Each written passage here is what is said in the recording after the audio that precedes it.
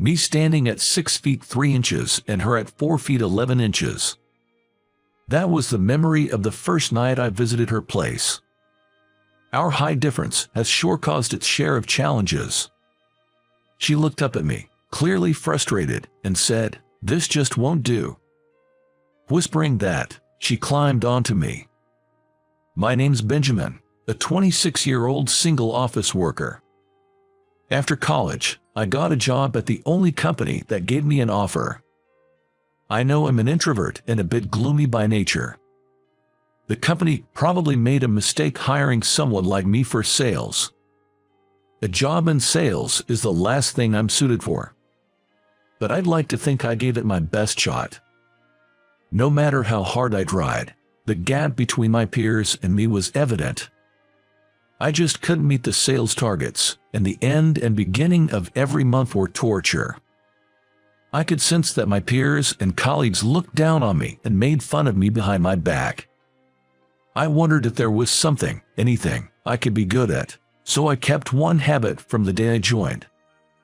I would come into the office earlier than anyone and clean my desk. Since it's the main office building, there are janitors who come in early. I would focus on the small areas and places on the desk, places only I would notice. By keeping up with this routine, I somehow managed to boost my self-confidence. "Well, Benjamin, you are early again this morning." The most senior janitor, a sweet old lady, approaches me. Over the mornings we'd see each other, I'd grown quite close to the janitors. "Good morning, it's pretty chilly today, isn't it?" Our usual morning greeting and a bit of chit-chat. Every now and then, they would ask for my help to move things from high places.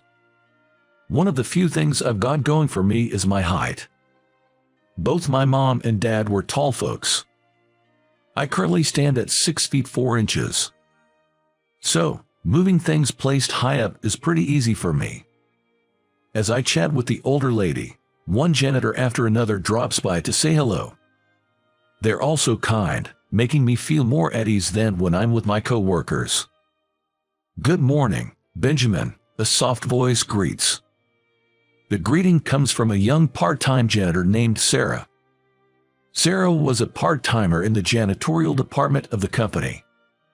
She's not a full-time staff, started working here this spring. I believe she's about 4 feet 11 inches tall, but she always tries her hardest to look up at me when she talks. I became close to her around the time she started in spring. There had been a little incident back then. The janitors don't just clean in the mornings, they keep various places within the building tidy throughout the day. That day, Sarah was on her first ever midday shift. She was primarily an early morning worker, so this was her first daytime shift, and she seemed quite overwhelmed with the differences. During the early morning shifts, she rarely encounters any staff other than me. During the day, in the hallway full with employees bustling around in suits, Sarah was approached by one of my peers named Mike. Sarah, well, she's more than just a little cute. I'm not exaggerating. She genuinely is. The first time I saw her, I was so taken aback by her beauty that I completely forgot to greet her. She has porcelain-like fair skin and her face is characterized by large eyes with light pigmentation. I guess Mike too was captivated by her appearance. "Excuse me, I'm working right now." She seemed to be persistently asked for her contact info, answering in a soft voice while looking down. She seemed to shrink, making her already petite frame appear even smaller. "You're just a part-timer, and you're defying a staff member. You're just in cleaning. It's not a big deal to share your contact." Sarah seemed cornered and on the verge of tears in the corner of the hallway. Mike, who always has an intimidating demeanor even towards our peers, seemed relentless in pressuring her. "Mike, just leave her alone. Can't you see she's scared?" I gripped Mike's shoulder and intervened.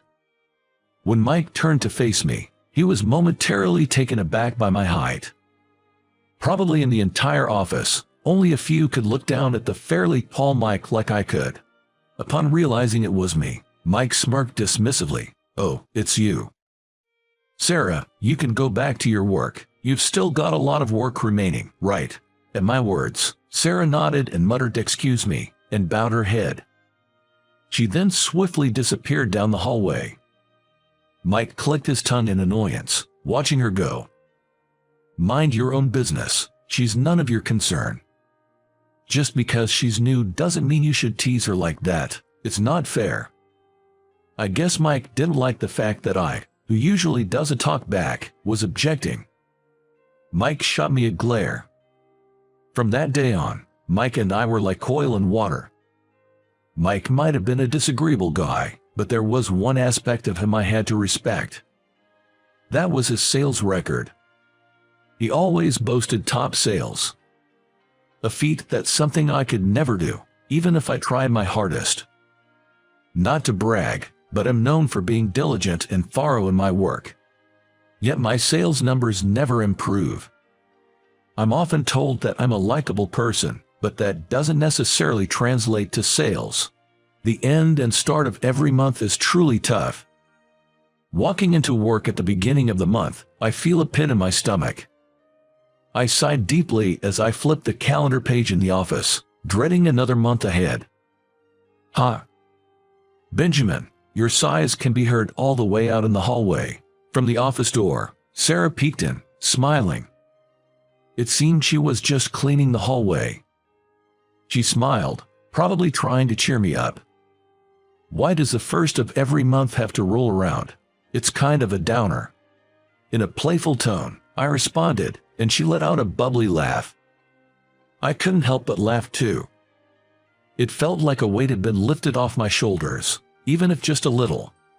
Sarah once confided in me that she was quite shy and found it hard to get along with anyone at work other than me. Even now, she probably dug deep for the courage to get that laugh out of me. Knowing that I couldn't be down in the dumps. She's pushing herself out of her comfort zone. I felt that I should step up too, otherwise, I might let her down. Normally, I'd keep my head down during our monthly morning meetings. But today, I held my head up with confidence, probably thanks to Sarah. Her presence started to have a growing impact on my life. Then one day, as I was about to head out for an outdoor assignment, I overheard a familiar voice coming from behind the office building. It was Mike's voice. He said he was heading out for some field sales calls. I didn't really want to run into him, so I tried to avoid going his direction, but I stopped for a moment. Between the sound of Mike's voice, I heard a faint voice. It was Sarah's voice. She was saying "please stop" in a soft voice. I quickly dashed towards where the voice came from. There, Sarah, looking like she was about to cry, was being held by her thin arm by Mike. "You're still young but already stuck in such a bottom-tier job. Has your life already hit rock bottom? Why not date me? It'd be like hitting the jackpot. Isn't that what you're aiming for?" Mike kept hurling such incredibly derogatory remarks at Sarah, laughing it off. The appalling nature of his words made my blood boils. I forcefully placed myself between them, shielding Sarah behind me. "Och, it's you again, Benjamin." Mike glared at me, clicking his tongue. I spread my arms wide, hiding Sarah from Mike's view. "Just stop it, man. You're obviously bothering her." As Mike and I argued, some of our colleagues gathered around. Most of them were on Mike's side. It felt like I was on the away team. But I couldn't back down. "Don't pick on her for no reason," Mike mocked me with a sneer. Similarly, the colleagues surrounding me laughed. It was frustrating, but there was nothing I could do. I had to grit my teeth and bear it. Don't act all high and mighty just because you're in front of a girl. You've got the worst sales record this month, right? A guy who doesn't earn much is surely not her type. Huh? Mike ridiculed me, laughing it off. The colleagues just followed Mike's lead. Unable to respond, I bit my lip. The person who came to my rescue was quite unexpected.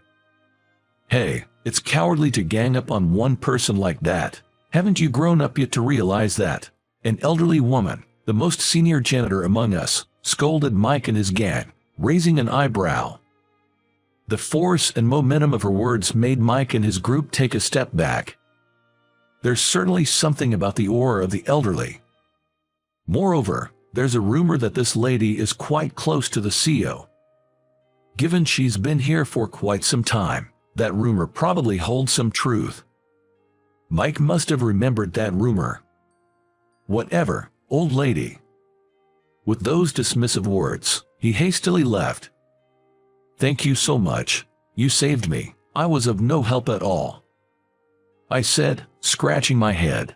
The elderly lady firmly shook her head. It's the intention to help that's truly admirable. Hearing those kind words, I felt a bit embarrassed. I'm not used to receiving compliments. The only person who ever praised me was my late mom, I believe. Benjamin, thank you so much. I always seem to be in need of help. Please allow me to repay you sometime. Sarah said with a whispering voice while facing down, probably still in embarrassment. I could see her slender neck turning bright red. I felt like I'd caught a glimpse of something I shouldn't have and my heart raced. Feeling embarrassed, I was at a loss for words, so I just nodded repeatedly.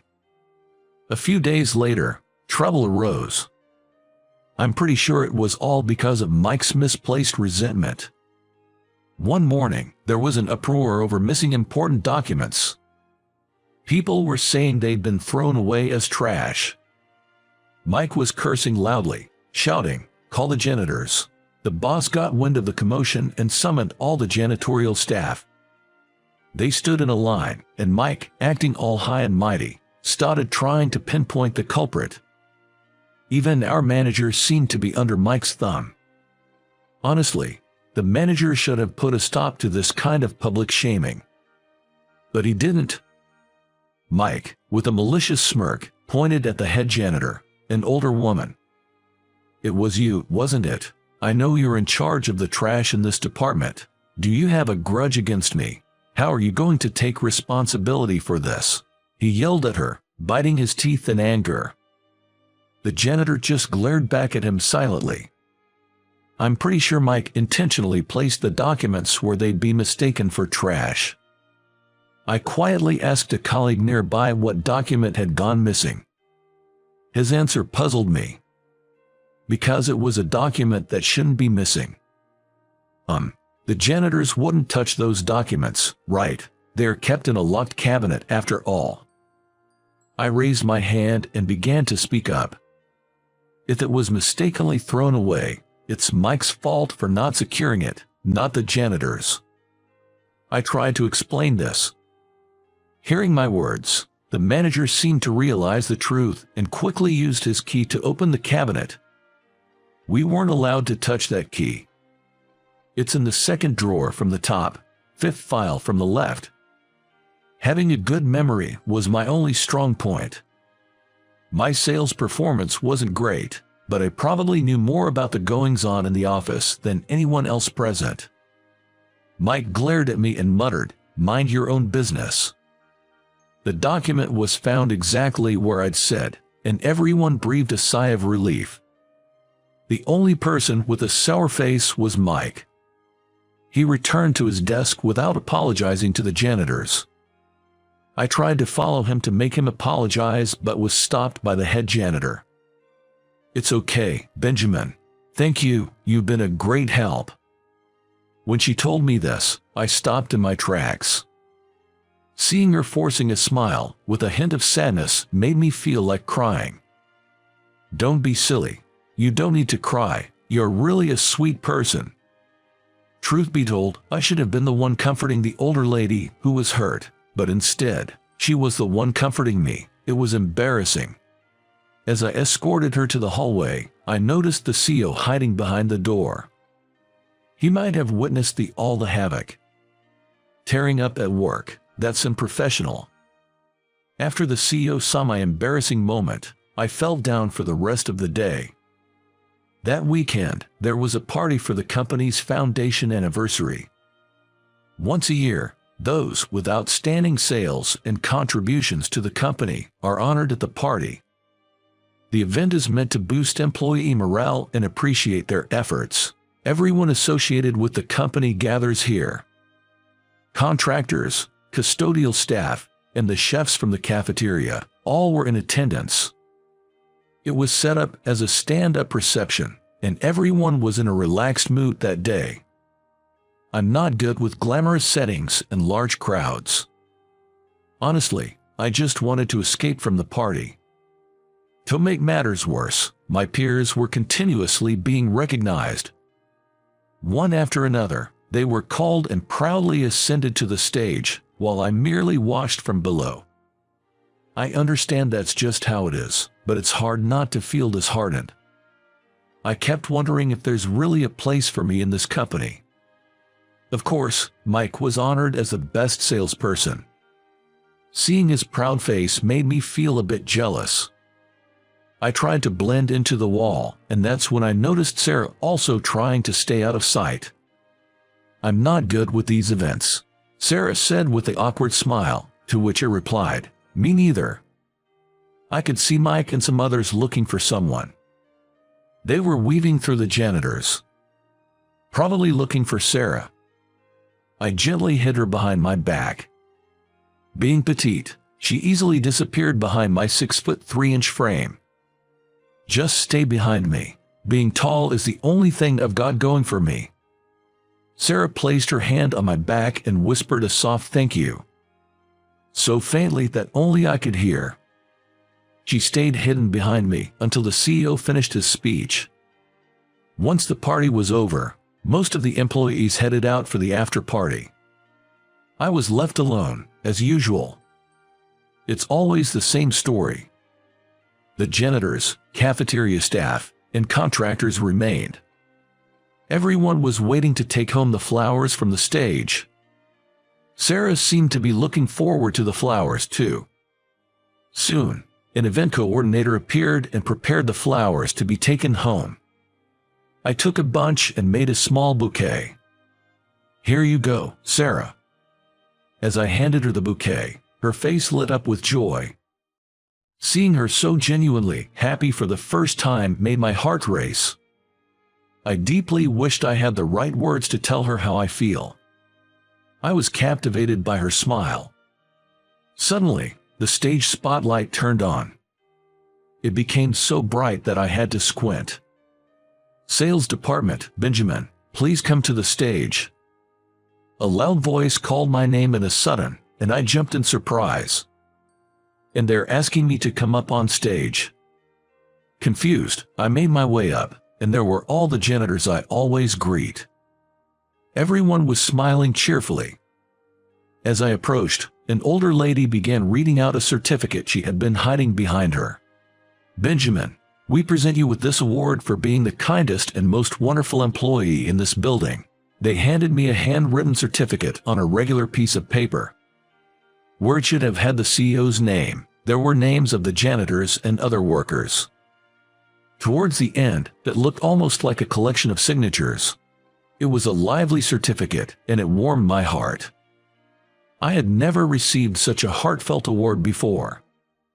Really, for me. Thank you, I'm so touched. I clutched the certificate to my chest with both hands.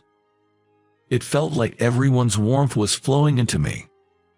This is the best award ceremony, isn't it? Suddenly, from the entrance, there was a loud applause and voice. Looking over, to my shock, the CEO was clapping for me. What? The CEO? Whoa, I was too overwhelmed to speak. After all, in my eyes, the CEO was almost a celestial being, not someone who would clap for just me. And he was approaching me saying excellent. I hurriedly stepped down from the stage and bowed to the CEO. It seems like they really admire you. They told me you always greet them early in the morning and help with the cleaning. The CEO said with a kind smile. In my nervousness, I shared something I didn't necessarily need to. I explained to the CEO that my late mother always told me, greeting is a basic human courtesy. I wanted to say it was her teaching, not my merit. The CEO patiently listened to my rambling. I realized how understanding he truly was. After listening to my story, the CEO suddenly got an idea. "Benjamin, from tomorrow, you'll be transferring to the secretary's office. I want you to work in a department where you can fully utilize your skills." Stunned by the sudden announcement, all I could say was, "What? And could I even handle such a responsibility?" There's a saying, right person in the right place. I want a secretary with compassion, someone who can understand people's feelings. You're perfect for it. The first to cheer at the CEO's words was Sarah. "That's amazing, Benjamin. Congratulations." She was jumping up and down with joy, almost as if she herself had been promoted. Seeing her reaction, even the CEO began to laugh. And then, in a voice no one else could hear, the CEO whispered to me, "You two look good together." So much was happening all at once, and I was struggling to process it all in my head. To add to it, the boss cheekily said, "Let me play matchmaker for you." I replied with confidence, "I'd appreciate it if you did." Seeing me like that, the boss smiled with satisfaction. I wanted to express my deepest gratitude to my late mother. Such a miracle could only have happened because of her teachings. After the CEO left, Sarah ran down from the stage and hugged my arm. Her soft and petite body made my heart race, as if it might burst. A few years later, I wasn't alone anymore. When I finished work and came home, she was there to greet me. Sarah and I got married 2 years after that company's founding anniversary party. I remember the night she first invited me to her apartment. Me at 6 feet 3 inches and she at 4 feet 11 inches. Our height difference did cause some challenges. "Is this okay?" I asked her. She responded with a discontent look, staying silent. What should I do?" Her face clearly showed her dissatisfaction with whatever I was doing. "This won't do," Sarah murmured and suddenly jumped onto me. Even though she's light, the sittiness caught me off guard. "Benjamin, a bit more to the right." She struggled atop my back. She was cleaning the top storage space in her room. Even though we decided to move to a new place after getting married, her room was still a mess. Turns out, the reason she had a cleaning job was that she was terrible at tidying up. When I found out, I couldn't help but burst into laughter. Despite it being our first night together, we were both covered in dust, cleaning.